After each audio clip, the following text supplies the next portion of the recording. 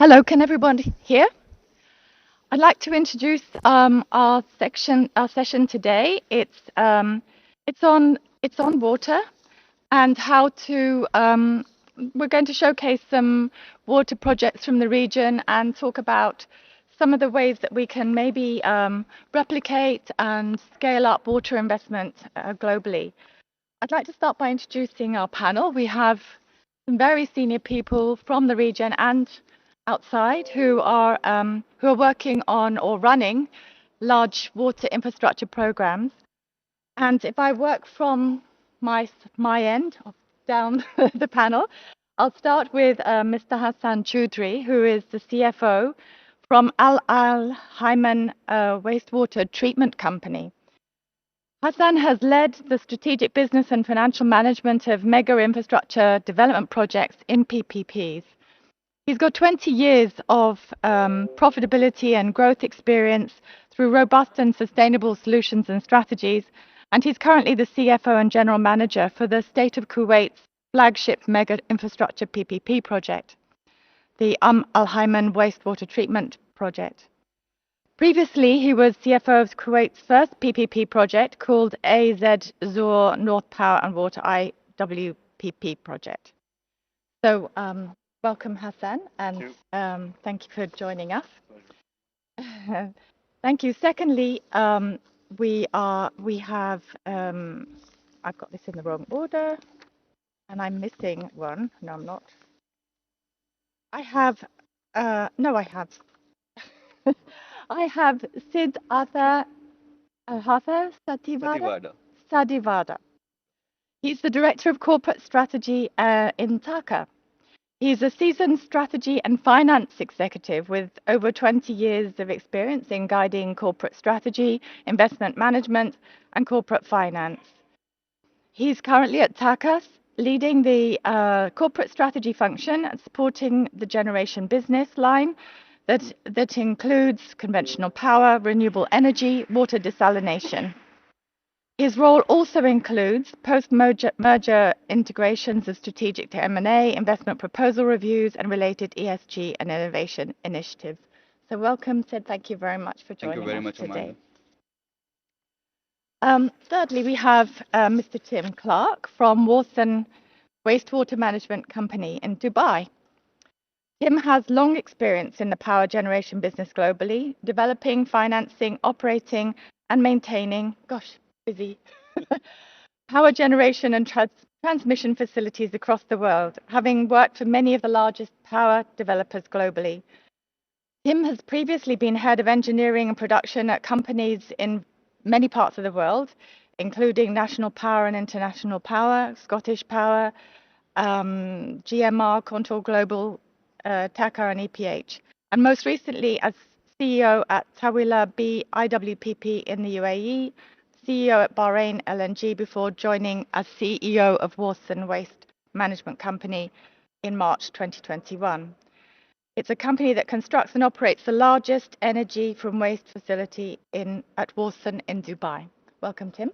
Thank you very much for joining us. And my last speaker, Mr. Mohammed Kalim Sendhu. Welcome, Mohammed. I should refer to you as Mohammed quickly. Yeah. Mohammed is a partner director at the International Consulting Associates PVT Limited. It's an iConsult Pakistan-based top management consulting company. Mohammed has studied in both the Netherlands and in the UK, I'm interested to see.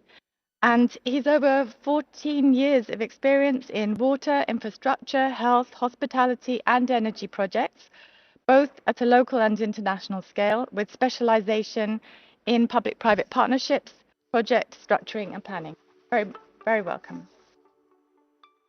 So, just to begin with, I'd like to just highlight why we put this panel together.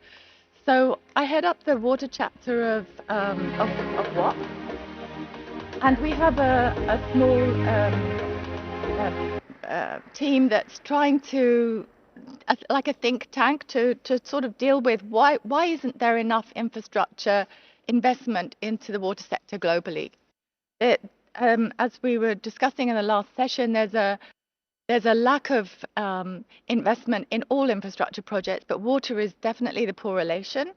And so we're trying to see if there are some learnings we can gain from the panel today in terms of attracting more investment into the sector. Globally, we have more 2.2 billion people without access to safe water, and 2.2 million, and 1.5 billion without access to basic sanitation. So it's a really big issue. So we think that public-private partnerships in various forms can help with the solution. They can help to improve performance. They can help to create incentives, and we discussed that yesterday. They can build groundbreaking new assets because of the access to additional funding, and they can support new industry sectors and creative design, potentially opening the door to new areas of investment. So modern water and wastewater facilities have potentially much more of a cross-sector solutions approach. They can help with climate change, mitigation and adaptation. There's water reuse and creating energy from wastewater. We're going to talk about some of those today. More finance is desperately needed. So today we're going to showcase some of the latest projects from the region and from Pakistan that demonstrate some of the opportunities and challenges in the water sector. And we'll be looking at aspects of financing, technology, and innovations between the different presentations. So first of all, I would like to introduce Mr. Hassan Choudhury, who's going to give us a presentation, and he's going to start off with a short video describing his business. A short video. Yeah, that's a good bit. So we have, hopefully the sound works on this one, so we can hear a little bit more about the business. I'm just testing the technical ability of the team on this on this panel. We have a number of videos, we have some slides. Let's see how we get on. Kuwait is one of the fastest growing economic regions in the world, and the population is also growing steadily, by up to about 3% per year. The mission of the Kuwaiti government is to provide an advanced infrastructure and sustainable living areas for the growing number of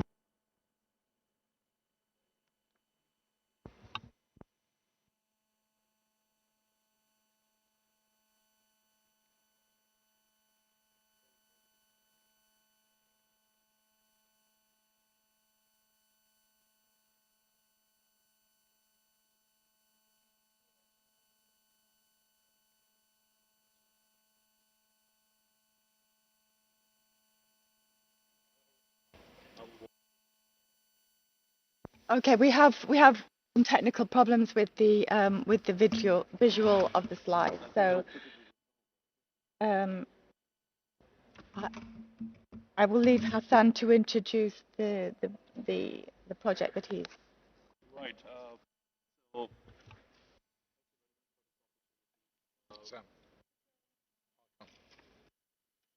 Okay.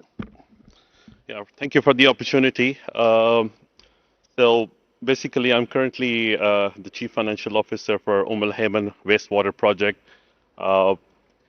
In particular, I will talk about Kuwait and the project, and then we'll leave the floor on a wider scale to discuss on the water.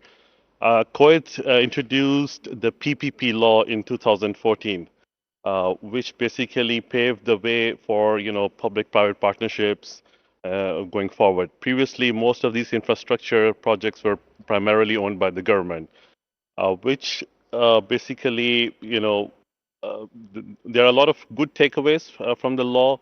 To start with, in the truest sense of public-private partnership, what they introduce is when you complete the project, you can take the project for a listing, which is in the local stock market, in which 50% of the shares could be traded and the public could actually participate in that. Such projects are really, have fixed IRRs. So basically, technically, you're investing in a bond where you get guaranteed, dividends, which really bring a lot of, return on investment concept, which we are talking about in the water industry. So that could be one of the takeaways for other economies to adopt. Haman project specifically is the second PPP project for the state of Kuwait. The first one was water and power, more on the desalination. This is purely treating the wastewater, which caters to almost 1.7 million population of Kuwait. We have around 4.5 million population in Kuwait. Very, very green project. Not only are we retreating the wastewater, we also produce fertilizer. We also have in-house power generation, so almost 40% of the power will be in-house. The water is, the effluent water is very useful for the food industry, for the agriculture specifically, and that is one of the targets of the government to try to, enhance their food production through the small scale agriculture that we have in Kuwait. So currently the project is under construction. We are almost 80% complete. So we expect to complete the project in a year's time. And then we will take the project to listing, as I said, and all the information, about, because once the company gets listed, then the information is even available. And that is one of the takeaways for other, we were talking about how can you replicate the same model elsewhere? So that information will be readily available for a lot of investors to try to replicate such projects. So yeah, in general, it's a by the way, it's a $1.6 billion project. Concession agreement. It has two structures. One is the BOT, which is the build, operate, transfer, and as well as the DBO. So it becomes quite complex when you have these two schemes working together. The BOT part is purely financed by the project company through the lenders. The DBO part works more like an EPC contract where we have a network of almost 450 kilometers of pipelines, pumping stations, 32 reservoirs. So I think rather than previously what we have seen is in the wastewater industry is for every urban area there used to be like smaller scale projects on the wastewater. Uh, with what the government has done is they have created a bigger project, creates a lot of economies of scale. Uh, I mean, we are talking about 40% of the population of the country, through which we're going to retreat the water. So very complex project, but I think this will set forward the path for the other project, which already the government is thinking about, which is actually double the capacity. So this project is almost 500,000 cubic meters per day. That is going to be 1 million. With the growing population, I think there's a lot of, and I think what I was reading that this is one of the biggest projects in the GCC region for the timing, 500,000 cubic meters of wastewater to be treated. So a lot of lessons learned for the region at least, which can be replicated. And yeah, I wish I could show you the video. It gives you a lot of more information about how usually we structure. So we have typically a project company which is owned by 60% by the government initially and 40% by the successful bidder. And once the project gets completed, the 50% shareholding from the government gets transferred to the local nationals, and then through the stock market, everybody is then free to invest. It's 80-20 typical project financing. You have a consortium of international and local investors, lenders, and then you have the typical EPC contracts, O&M contracts to really manage this project, and it's usually 25 long-term project, 25 years concession agreements. So that's generally the outline of the project. Yeah.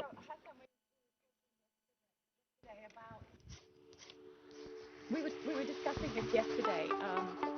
There's within the region there's more financial availability or lower risk than other parts of Africa. Yeah. So you have an opportunity here to demonstrate a world-class wastewater facility that can be done the way that it should be done. Yeah. And so clearly that enables us to learn how to run, operate, build a state-of-the-art wastewater facility. And I suppose what I'm looking for is what are some of the takeaways that we can extract from this that could be replicated in other African countries potentially. Yeah. And I understand you're not quite finished, so it's not quite built yet. Oh, it's good. I mean, it has to be more engaging because again, I can keep talking about the project, but then the question is, it varies from region to region, right? Each region, like we talk about Pakistan, who started to invest in the water industry recently, and we have other examples. So I think there are the good takeaways, especially when the investment in the water sector is, how do you attract that investment? I mean, that's really the question, right? Of course, there are different ways. From a financing point of view, you have the green bonds. Recently, from Islamic financing, they have introduced the green sukuks. You have the climate change fund. From a funding point of view, I don't think so. That is a challenge. The challenge is, I mean, how governments can actually play their role. I mean, in Kuwait, the government actually took the initiative to make sure to provide clean water to the society, right? And through PPP. Yeah. So in Africa, I think the mandate on the government to initiate such projects is very important. Uh, Again, as money is available, funding is available, how can the governments work more to make sure water becomes important uh, for people or for the investor to make sure, to create that value in terms of return on investment. And there are different models, frankly, to adopt. I mean, you have not only you can build the facility, you can even go to the extent where the same investor can start charging the consumer, through the metering system. Yeah, if the governments don't have the capacity to pay to the investor directly through capacity payments or whatever, then give that flexibility to the investor to reach out to the masses to create that value for more investment into the water. Which is another format of public PPP. Absolutely. So government has to play a key role to facilitate such, arrangements. And I think that's the key takeaway here is that the government has taken its responsibilities seriously. Yeah. What you're able to do with the funding that you have to build such a large facility is create the economies of scale, Yeah. which can't happen without significant funding, Yeah. and normally would take a lot longer to achieve if you weren't able to do it in such a large scale to begin with. So the economics of this project will be interesting to see when you get it up and running. Absolutely. And will be a good example for other regions. So No, definitely. thank you. Now we'll come back to some questions at the end, but I'd like to ask some of the other panelists to introduce their projects as well. Thank you, Hassan. Okay. So Sid, I'd like to ask you to talk about your project, which actually one of the issues that we discussed in the water chapter think tank was, in terms of creating more value out of water. I mean, water is considered to be a human right, and as a consequence, people don't think they should pay a lot for it. So it then becomes a not very exciting investment if people aren't going to pay for the return in investment.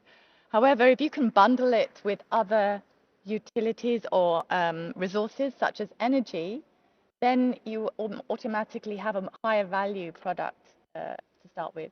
Perhaps you can talk us through some of the nexus water energy mix blends you have with some of those issues. Sorry. Remember to turn on your. It's on, right? Thank you, Amanda. See, water is, as you rightly said, it's a human right. And as people keep talking, the future wars are going to be on water. It's not about oil, it's not about energy. But the reality is, if you're looking at water as an infrastructure asset, right now it still is under the shadow of the water, the structuring of project finance, the structuring of investments. all mirror the structuring that has been tried and tested over power projects, renewable energy projects. But that is a good thing. I mean, if you look at this region, I mean, I think the first PPPs go down about 30 years ago. And Hassan has been mentioning about the Kuwait structure. I mean, I remember talking about it early 2000s when the whole privatization framework and PPP framework has been started to be looked at. And it's very important, right? I mean, when you look at a PPP, what are the two things that we need from the government side? One is affordability. I mean, the governments need to be able to pay for that service over a period of time. And the second thing is the value for money. Governments have to get value for money. The customers have to get value for money, and the investors also have. And over the last decade or so, I mean, I've been on the investor side and looking at including water projects. And between my Taka and my previous company, Aquapower, I mean, they have about 10 million cubic meters of water projects within the region. Now, what is important for them? I mean, how do investors want to come in and fund this? Obviously, project finance is there. I mean, when the right frameworks are there, but investors like clear risk allocation. I mean, understanding you're going in as a foreign investor in most of these, so you want to know what are the risks that you're taking, so that you can price it better, and then you can put in the money and bring in the money over there. So for that, frameworks are important. Now, the Middle East PPPs or in the utilities as they're called IPPs, IWPs, IWPPs, that has matured. And so there's very clear visibility on what an investor is taking up. But at the same time, there are other countries. I mean, you're talking about Africa, right? I mean, how do these countries catch up now? And we've seen that examples. I mean, we've seen the example of Morocco, for instance, in terms of how they have created the framework for renewable energy. And I'm talking about late 2000s. They actually they have the world's largest solar energy parks and amazing effort. But Morocco could not have done it alone. So there was support from the multilaterals, the DFIs. They all come in, help create the framework for the financing and for the foreign investors to come in. And that helps. So the governments have to be ready to create a framework. Then the investors will follow the money. Absolutely.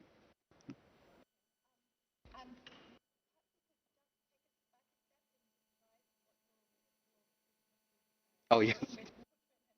Yeah. So I'm with a company called Taka, which is Abu Dhabi National Energy Company. It is the incumbent power and utilities champion. We are into generation. So we own power plants. So we own, operate, develop, and run power plants. Uh, we also do water desalination plants. And last year, Taka has also acquired a significant stake in a company called Masdar, which is the renewable energy champion of Abu Dhabi. Masdar is now sitting at about 20 giga of renewable energy capacity globally, with ambitions of going to over 100 giga by the next 7 years. It's solar, wind, geothermal, all green. So that's what we do. And me, I mean, I'm personally looking at the investment management of investment decisions of Taka on the generation side, help them look into it. Also, from a strategy side, ESG is a very important component, so that's part of the strategy function. And within the overall scope of ESG and net, I mean, Taka has net zero goals that have been stated, uh, intermediary goals of 2030. What do we want to achieve? And on the back of that strong ESG strategy, what we also started doing is tapping into the financing. So last year, Taka actually issued a $1 billion green bond, finance its, fund its equity investments into renewable energy.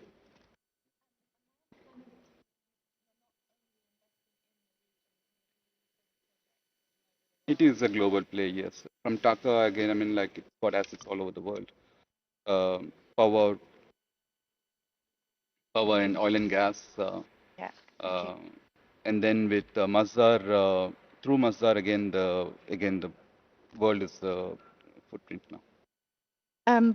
You described to me you have a project or a company in Morocco with solar. Um, re So Morocco, so, Taka does not actually have a solar plant. We actually, Taka has a coal power plant in Morocco. Oh, okay. It is a baseload option, and that's where the story comes in, right? I mean, when you're talking about power, I mean, I know we were digressing a little bit from the water conversation, but it's also the availability is important. I mean, it is about ensuring that populations get energy and water on a regular basis. I mean, like, and that's where we start going in.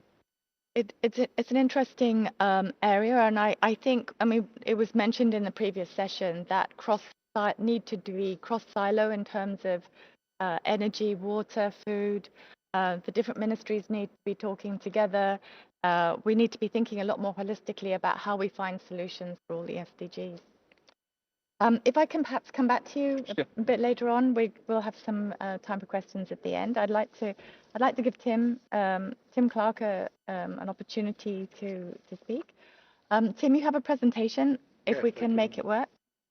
So, are we able to play the presentation, please?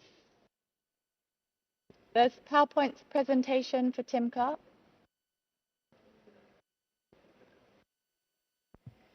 So while we're waiting for that.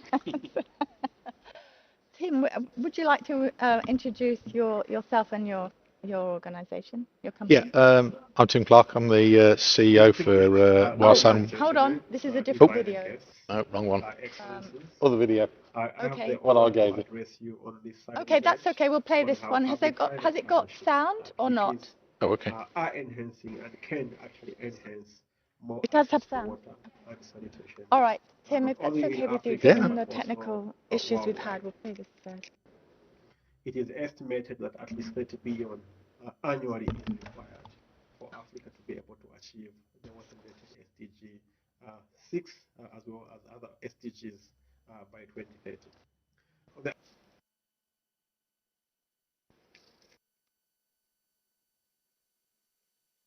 Has everyone else sound? The Continental Africa Water Investment Program that I had aims to close this gap by implementing a number of intervention measures that can address some of the quick challenges. These interventions include establishment of an international high-level panel at the heads of state level, also comprising of other global leaders. The high-level panel for water investments in Africa was launched by His Excellency President Macky Sall during the World Water Forum in Senegal in 2022. And during the UN Water Conference, they launched a significant report called Africa's Rising Investment Tide. And this report identifies pathways, 3 key pathways for achieving and mobilizing the 30 billion and 9 key financing sources through what is called the pyramid of water investment transformation. The high-level panel is now actually developing an investment plan to accompany the report, identifying clear sources where the funding could go. And as part of this process, the African Union Commission very recently launched a process to invite African countries to submit what they consider as investable projects with a clear return on investment. I'm very pleased to say that 51 projects have been received so far by the African Union Commission and the high-level panel from 19 countries. And what these projects show is that indeed there is a very clear investable opportunity on the continent. Every dollar invested in water security, in water, climate resilience water security returns at least $7. And this is very critical to expand access to water security, address some of the challenges that are required in terms of meeting goals on education, health, as well as the right access to water. Of the 51 projects were received, most of them show a very clear financial return, with some of them ranging between 9% and 48% in terms of internal financial return. And also some of them showing an economic internal rate of return between 10 and 177%. These are huge opportunities. So these opportunities are there, and water represents a huge investment opportunity. Of the 51 projects that were received, 44 of them actually are suitable for investment through PPPs.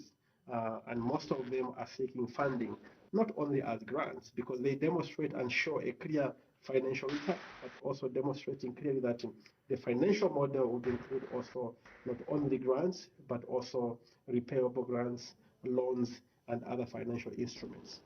So the cost of inaction on the African continent in particular is too high. According to the high-level panel, nearly 200 billion is lost a year as a result of insufficient investments in water security, and at the same time, because of inefficiencies in terms of the management and also weak regulation. And as a result, the high-level panel recommends 5 key areas of intervention, what they call the 5-point plan. Number one, establishing very clear cross-sectoral political leadership at the highest level, because water goes across ministries, traditional ministries. At the same time, water incorporates and goes across national boundaries. So having a cross-sectoral leadership and a whole system government approach at the highest of level of government is required. Number two, tracking progress and enhancing mutual accountability between the key partners, including the political leaders, as well as the private sector and the different partners, to ensure that we keep track of where the progress is and where the bottlenecks are. Number three, the high-level panel recommends mobilizing innovative finance and particularly promoting matchmaking facilities to be able to match the supply of finance as well as the demand for finance by countries and governments. Number four, the panel also recommends strengthening institutional regulation to ensure clarity in terms of the rules of the game, making sure that those who are interested in investing have a very clear rules of play. At the same time, the tariff structures are very clear, and also establishing clear incentives and penalties for those that are not complying, but also incentives for utilities and other things that are performing. And finally, the using of ODA as to help de-risk investments in water security is required to be able to attract larger pools of funding. So overall, though, these are the recommendations of the high-level panel. And for now, it is my pleasure to invite you to watch this summary video of the key core recommendations of the high-level panel for the Africa Water Investment Program. Thank you. Distinguished ladies and gentlemen, invited guests, excellencies, I have the honor Thank to you. address you We on this finished side the video. event on how public-private partnerships, PPPs, are enhancing. Okay, lovely. So, listening to myself. Alex Alex Zimbalabwe is the executive director of the Global Water Partnership in Africa. He's part of the high-level panel in Africa that have put together the panel of leaders, as you saw in the introductory video at the beginning of this session. They're working on how to encourage more investment into the African region, and Alex was supposed to be with us today and unfortunately couldn't travel at the last minute and to send us this video today. So it gives a slightly different perspective for the rest of this continent in terms of the challenges that they have towards investment. And I'm not going to ask questions of Alex because he's not here, so we'll go straight to Tim now, and I'm hopeful that your presentation slides will be available. I apologize for some of the technical problems we had earlier. There was a virus and everything went down, which is why we've had some issues with some of the media presentations that we've had, but we should be able to function now.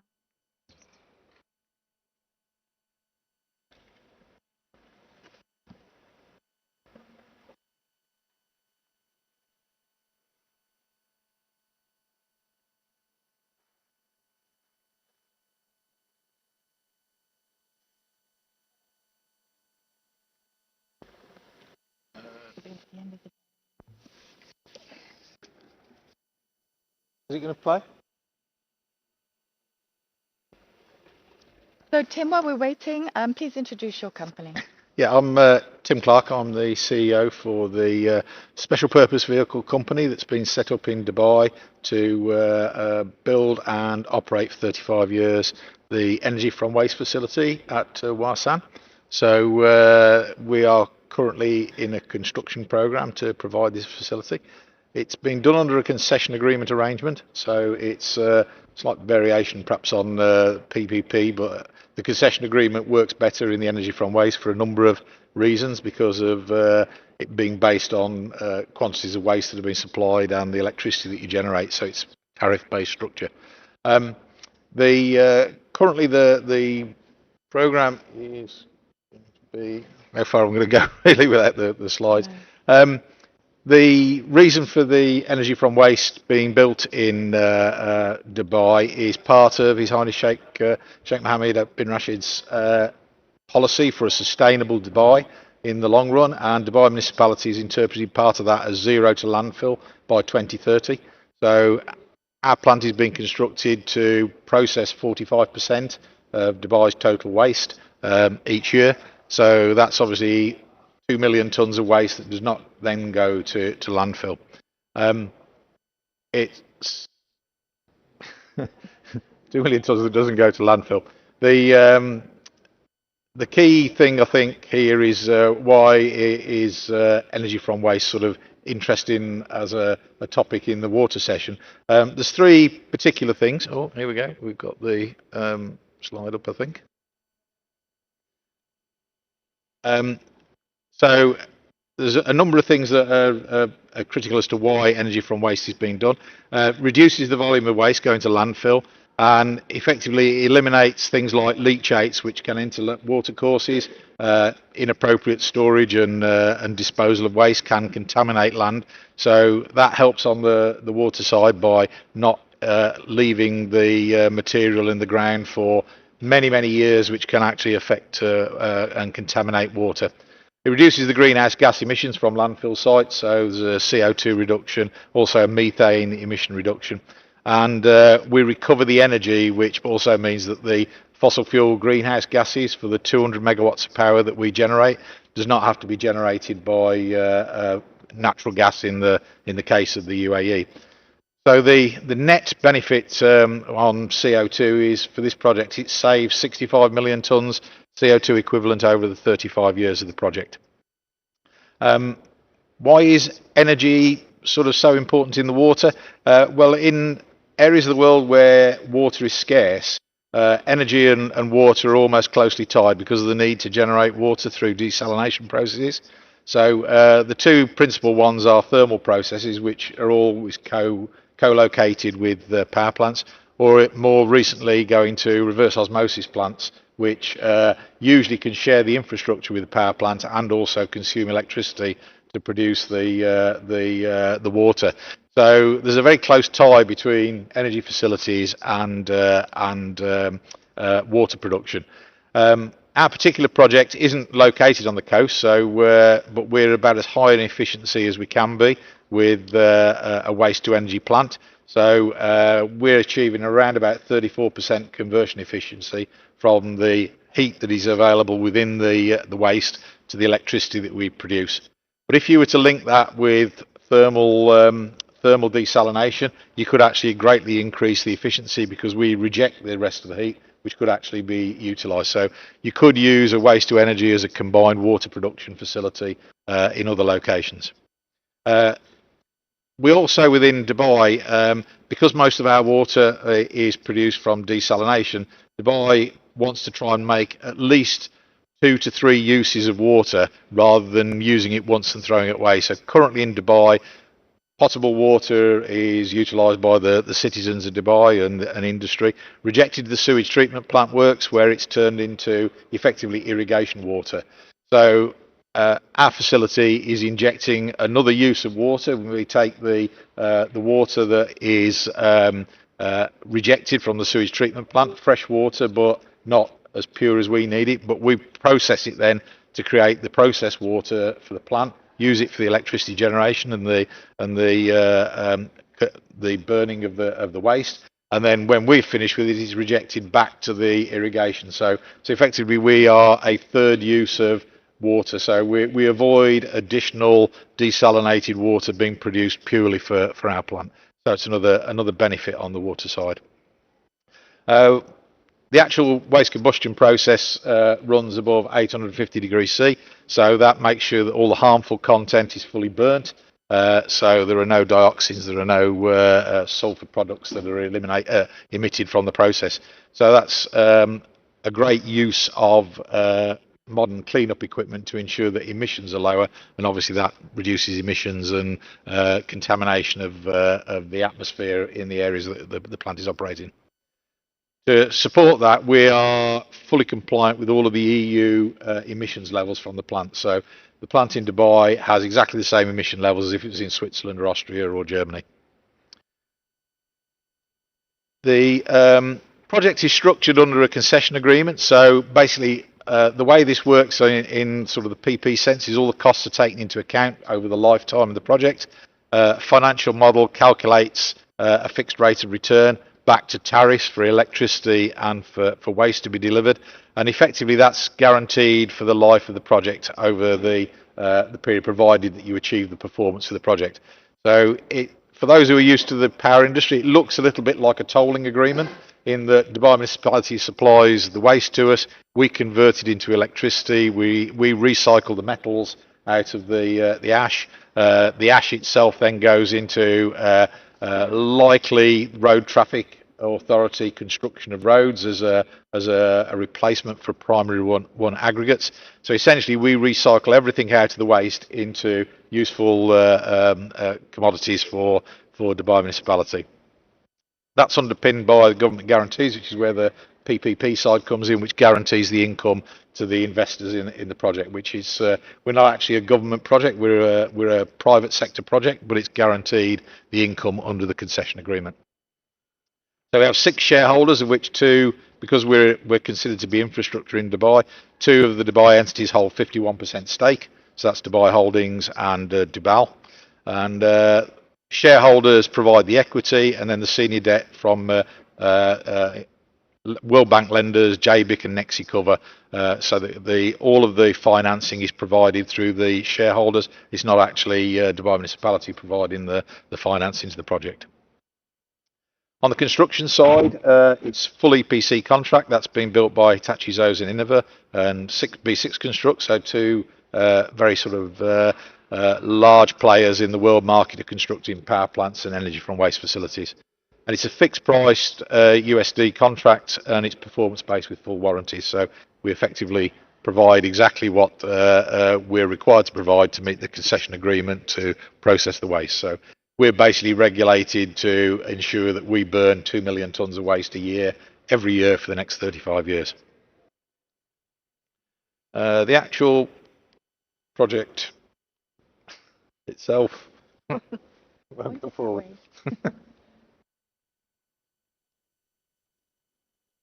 Can you put it forward to the next slide? Seems that okay. So the facility we're building is the world's largest. So we've got waste throughput of 1.9 million tonnes, which is about twice any other energy from waste plant in the world. We have 5 boilers operating. Most energy from waste plants have 1 or 2 boilers.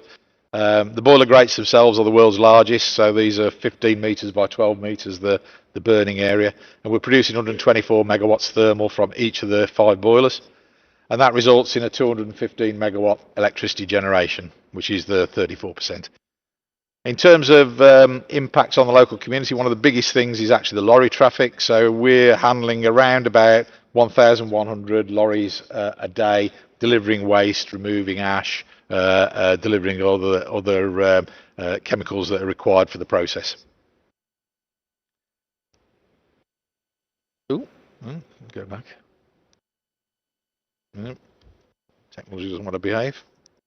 Why is it doing that? Okay. The program is a 4-year construction program which began in middle of 2020. We're on time and on cost, which, given that this was entirely through the COVID period with supply chain issues that came along with the COVID period, is I think quite a remarkable achievement. We commenced early operation in August this year, so we've got 2 boilers operating around about 40% capacity.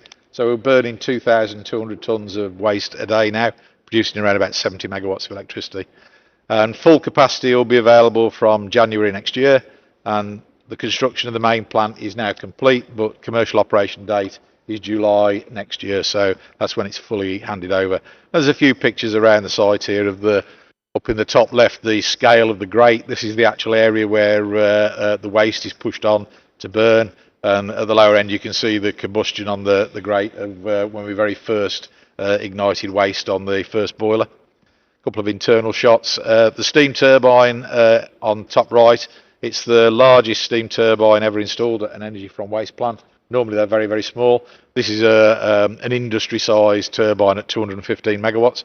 So very similar to DEWA or any of the projects here in Abu Dhabi. And bottom right, the air condenser. Oh, okay. Yeah, the air condenser. The air condenser rejects the waste heat. So this would be the area that if you wanted to recover that waste heat into desalination in another entity, this is where you could actually produce water, pure water, without combusting any further fuel. So this will be another advantage in certain locations if you're looking to produce water. So overall, that's what we're building. I think the photographs now are more or less the same as that.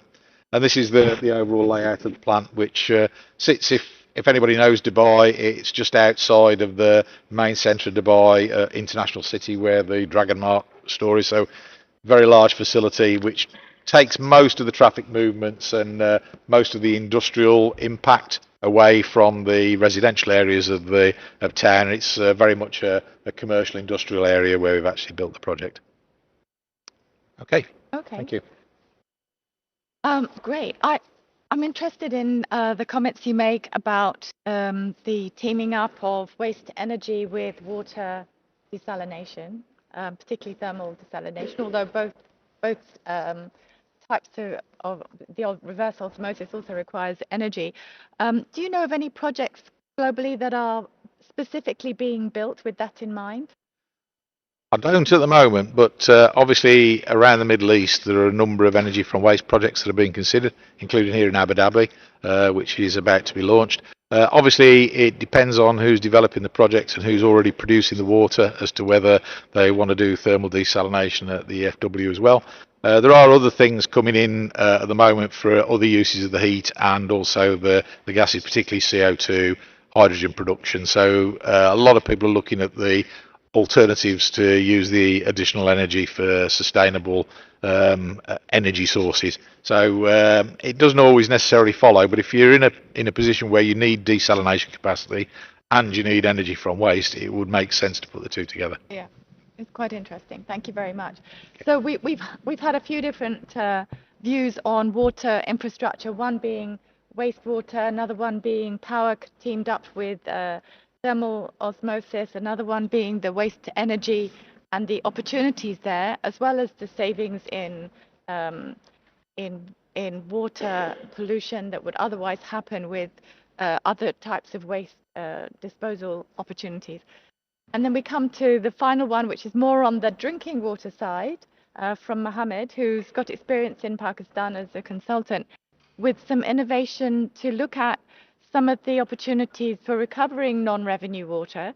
And as the World Bank speaker in the last session was saying, that is one of the areas in water where there is an opportunity, not just with new installations, but with existing utilities, to recover some costs to actually make these projects a little bit more viable and perhaps more interesting to the private sector, and to introduce some different technologies. So please introduce your project. Yeah, thank you, Amanda. I will not take much time because time is very short right now. So yeah, I would just try to give you a brief what was the concept about this project and how this project emerged and why it was decided to go for this project into PPP mode because I'm talking about Pakistan and also the developing countries facing very critical issues to adopt actually the PPP modes for implementing the projects. So, and this was the new concept. I mean, I'm talking about the water conservation specifically. So, how it can be achieved through a PPP mode. So, I'm talking about this project. This is in Punjab province, and a major city is Lahore with more than 12 million population right now. So there was no water metering concept. I mean, what is being extracted from the ground and supplied to the people, and how much it's going to be. There was no nexus between supply and demand, and there was no understanding what is actually the water that is being wasted during the distribution of the water. So in 2017, the policy was introduced on water conservation, and first time it was introduced that the people who are actually extracting water from the ground, they should be charged with the aquifer charges. So when this concept emerged, the second thing came up. There's no, estimation of demand and supply. So how we can estimate this? And the government was not able to put up this water metering in last 75 years. So and it was not possible through public procurement. They have tried, tested different methods, but it was not so much successful. So the need was assessed why we shouldn't go on the PPP mode. I mean, almost the Water and Sanitation Agency of Lahore supplying water to the population, and it is legally connected water supply system.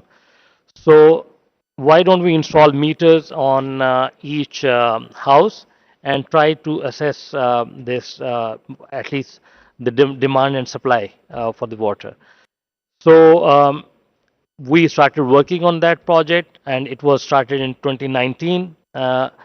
So first we developed the concept that okay, you can go opt different options of PPP. Even DBO was also discussed, but the operation and maintenance is a critical issue, especially for the developing countries. And I can talk about Pakistan because multiple projects in the water sector were developed, but they were not able to succeed because the government was not able to operate and maintain properly.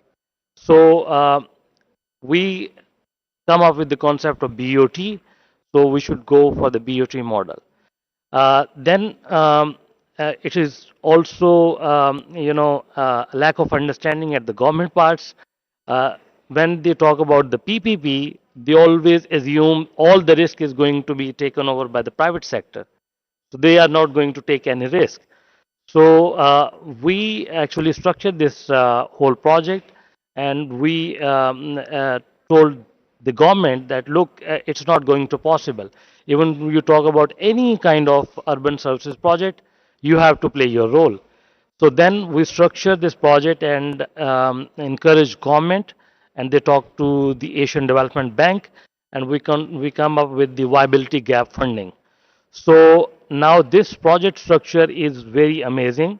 I mean, uh, along with the financial benefits to the private sector and the risk sharing between private and the public sector, this project is going to provide multiple economic benefits also. I mean, the non-revenue water definitely is going to provide roles and reduce the non-revenue water also. Then there's there's a lot of pressure on groundwater right now, particularly in Lahore city with more than 12 million population. And according to studies, the groundwater is depleting almost 1 meter a year. So you can understand the depletion. So now this project is also providing some support and at least reduce some stress from the groundwater. Uh, then there are other benefits. I mean, the leakages and also uh, going to reduce the energy because right now pumps are operating 24/7. So when there's water metering installed, people will use the water cautiously. So that is going to reduce the burden. So I can talk about for water PPP, especially in the developing countries. So I think the business model needs to be worked out properly. That should actually come up with the proper risk sharing between the private sector and also with the government. And then I think advocacy for the government sector is very much necessary. People sitting in the government, they always assume that private sector is going to do everything and we are not going to provide even support during the project funding and also during the implementation of the project. So I think with these concepts, it it is actually being taken up by other provinces also, and also within the Punjab now, 16 municipalities in the Punjab province, because the biggest province, almost more than 150 million population almost. So uh, they are talking about the water metering and also extended supply chain with the reduction of non-revenue water and other aspects through PPP modes. So I think it is quite successful story to take up. What percentage is public funding or financing in the PPPs? Yeah, though for this project, the financial structure is not right now because the financial close was done last year and now it's in implementation stage. Um, so the financial structure, the government is providing almost 23% of viability gap fund, and that is going to be provided once the private party is going to install the meters. So it's going to be provided at the initial stage of the project. Then 20% equity is coming from the private sector, 30%, 37% debt, and 20% of the project cost is going to charge to the consumer as upfront. Rest cost is going to be taken over concession of 10 years. And would you say that the consumers end up paying more or less money as a result of this? Presumably, it enables them to save costs if they Yeah, want to. consumer are going to pay less because we have conducted this pilot study also. Currently, the Water and Sanitation Agency is charging on a slab basis. I mean, if you are living in accommodation where there are five people living, so they are charging lump sum cost. So we have done this pilot study, and when you install the meters, and also the tariff is also very minimal in terms of you charge on the meter. So it's cubic meter almost 2 paisas in our local language. So it's very less, and people are going to pay less by using the water because they are not going to Waste it. waste the water because currently it's a drinking water. I can say it's in Lahore. The water is available at 100 feet. You can imagine. So it's a drinking water. Only some parts of the Lahore is having some issues, but rest of this drinking water, and people are using this to wash their cars in their houses. So I think this is going to impact a lot. Yeah, it's quite an interesting concept, and I know it's not just in developing countries that metering has turned out to be quite a useful technology. I know of another company in Belgium where there's been a lot of non-revenue water that's lost, even though there may be metered water, but they're not actually checking to see where the water is lost. So sometimes it's between where it enters the building and where it ends up in the consumer's flats or apartments. So there's a lot of opportunities to recover or discover where the leaks are and repair them, and therefore recover additional water. Really important in water scarce areas. I'm imagining that in this region, at least, water is metered to the household level, or not necessarily.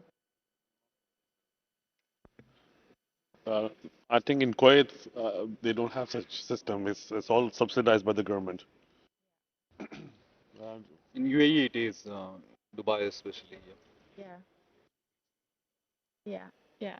So it's something. I mean, this is an example of where, I mean, a simple example of where technologies can be transferable between regions and actually can make a big difference to uh, the amount of water available and the cost of the infrastructure investment.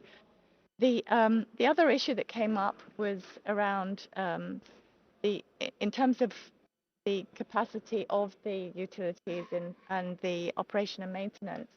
Um, these are the investment risk is very much lower if the facilities are being run well. And clearly, in in the facilities we're talking about here in the region, that's not necessarily some of the issue, but maybe in some of the developing countries, um, having the ability to manage the operation and maintenance really well is going to improve the investability of the project. Would you agree with that, Mohammed? Yeah, I think when we talk about particularly when you are actually structuring the project, and if you are coming up with the model where government is actually coming up as a support agent, that definitely brings some good results. And especially uh, based on our own experience, especially in Pakistan, not only the water project, also the other projects, where operation and maintenance is being taken by the private sector, it's going to bring efficiency into the system. The public sector is not, when we do a value for money analysis based on quantitative assessments, so it gives almost, in our cases, it gives more than 30%, advantage as compared to taken over by the government. Yeah. So it's just one aspect. It also gives some spending efficiency during the implementation of the project, during the construction, because every government contract is not closed within the time frame that is decided or invested. Uh, so it goes, and they charge the extension of time and everything, in inflation and everything. Yeah. So I think the project that is being well structured, and business model that is structured properly, and the risk sharing between both parties can bring multiple benefits to the transaction. Okay. So we have time to go around the table again. I'm wondering if I could ask you all to have a think about one question that you could share with the audience in terms of if you were to advise on building new infrastructure that's going to specifically help with uh, the water situation. And I know it's not you're not necessarily centered on that, but it's definitely a byproduct or an advantage if you can team up with the water supply situation. What would be your advice if you were starting again in another part of the world? And I'm going to put you on the spot because you're next to me, Hassan. That Sure. if you were to depart with one message that you would like to share with the audience. Yeah, I think creating, mixing like water, food, energy. These are the basics. So linking water with creating energy and stuff like that brings a lot of synergy. You have to show them the benefit end of the day, right? In our case, where we not only create cleaning the water, but there's a byproduct that comes through it. So those efficiencies will make a big difference for the governments to consider, because I mean wastewater was not even considered a resource a couple Yes. of years ago, and Yeah. now today it is, I think, becoming more valuable with increasing population. And if the governments can really focus on converting the water availability with other means, then I think those can really bring a lot of benefit, not only from their perspective, but from the investor perspective as well. But this is the Wi-Fi nexus, Yeah, right? Water, yeah, energy, food, and absolutely, ecosystem. absolutely, yeah, yeah, Yeah, yeah. very important. And that's that cross ministry, cross silo need to coordinate between different departments. And then the government really has to play the Yeah. key role in the specific areas, because as an investor, I want to invest, but unless the governments don't facilitate such structures, then it's going to be difficult for an investor to really. I mean, I think Pakistan example is a classic example where they saw the benefit as a government, and they're implementing it. So, Yeah, yep, very important. yep. Thank you. Okay. It is called the public-private partnership, and that is very important. There has to be a role for the government, there has to be a role for the private sector, and there has to be a partnership. It cannot be a win-loss equation. So the government has to come and put in the framework, make the environment conducive for the investors, private sector to come in, be creative, bring in the technology, bring in, lower down the costs, and deliver the service. But at the same time, the government also has to take their responsibility. They have to create the framework. So whether it, and they have to be on the lookout as to what would make the investors come in. Because end of the day, they are going to come in. I mean, like if the investors see that it's all a risk return play, that they know what the risks and they can make commensurate returns, the investors will come in. But for that, the governments have to step forward. So what you're saying is the government can help to create a lower risk environment, but it needs to work to that. It just doesn't happen on its own. They need to actually put some effort into making that environment investor friendly. It is, and it doesn't necessarily have to be low risk. It can be high risk as well. But as long as the risk is transparent, then the governments, then private sector can price the risk, and then the money flows in. Because I don't think the world is short of money to fund the infrastructure projects. The money is going to be there. It is the drive, the motivation of both the lending community as well as governments on the ground to make the bridges. Thank you. Okay. And Tim, would you like to add your thoughts? Yeah, I think my piece of advice would be at the concept and the planning stage, you should always look at the synergies that exist between the different types of infrastructure investment that you want to look at, whether it's power or water or gas infrastructure, whatever it might be, to make sure that you build, or at the very least include the facility to add later, the synergistic effects that you can have between the various parts of the infrastructure. The link between power generation and water is obviously a very clear one. There's issues about, for instance, in my line of business, energy from waste.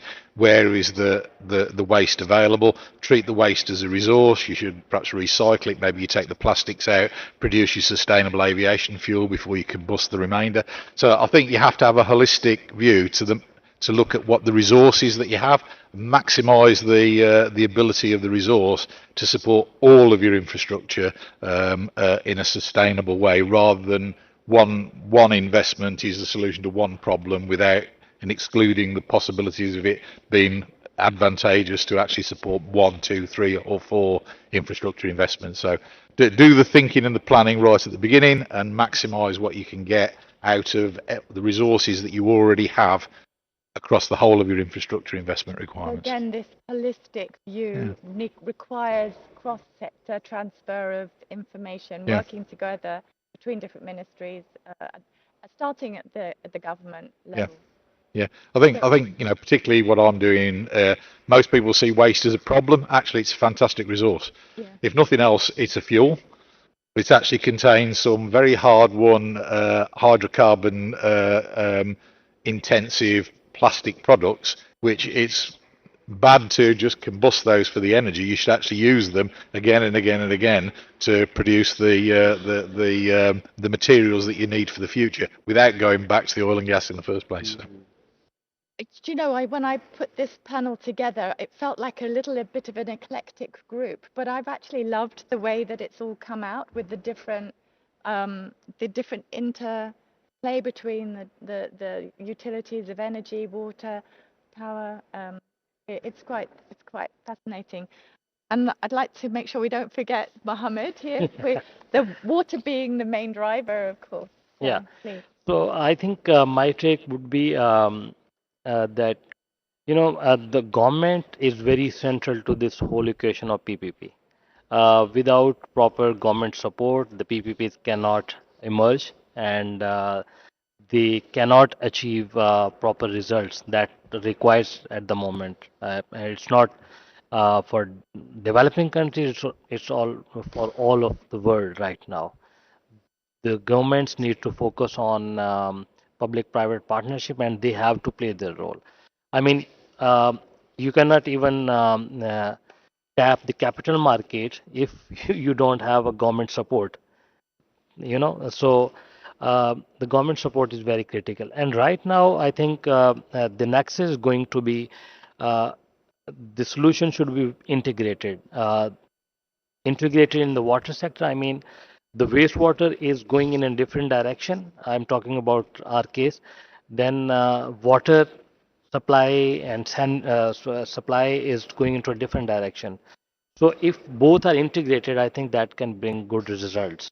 Yeah. And it can be disintegrated into a different smaller sections that can manage well for the large cities and also for the new urbanization, in the country. So and then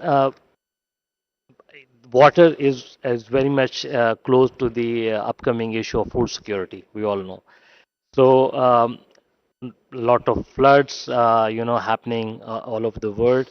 So if water is being treated as a commodity and it should be, priced for the even for the agriculture and people use it very cautiously, that could bring very good results for the whole nation and also for the world. I think what you're saying and what you're all saying actually is that the innovation that we need, it doesn't come out of thin air. You actually have to go and look for it, and the Yeah. government has to take the responsibility that it needs to take a different approach towards water management, energy management, food management, waste management. They all need to be integrated together, and that we're losing opportunities for synergies, for new sources of power, for new sources of water, for building those infrastructures together so that we can actually optimize the way that they're built. And PPPs are clearly the way to make that happen. You need that government incentive to trigger the action to build the right type of facilities that we're looking for.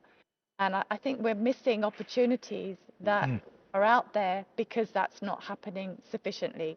Yeah. And I've really enjoyed our conversation today with all of you. It's been really interesting. Thank you very much for sharing Thank you. all your information. And I think that the panel we have today is a good demonstration of why we need to work more on the water, energy, food ecosystem nexus and how we can perhaps find new solutions with PPPs.